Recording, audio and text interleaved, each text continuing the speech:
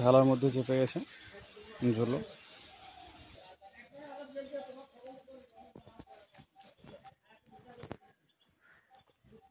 দেখুন বন্ধুরা কেমন ট্রাকের টিউবের মধ্যে ভেলা বানিয়ে মাঝে গিয়ে মাছ ধরবে, এবং খুব ব্যালেন্সিং একটা ব্যাপার, যে কেউ দাঁড়িয়ে থাকতে পারবে না ওর উপরে, পাল্টি মেরে যায়, আমি পারি না। এবং এইভাবে মাছ ধরা হয়, একজন পুকুরের মধ্যে থাকে এবং আর একজন পাড়ে থাকে, দুজন দুই দিকে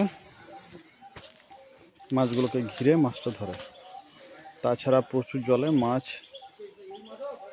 ধরা পড়ে না, মাছ ঝাঁকে ঘোরাঘুরি করে, যে ঝাঁকে ঘোরে সেই ঝাঁকের মধ্যে জাল পড়লে তবেই মাছ পাওয়া যায়, তাছাড়া সারাদিনও মাছ পাওয়া যাবে না। দেখুন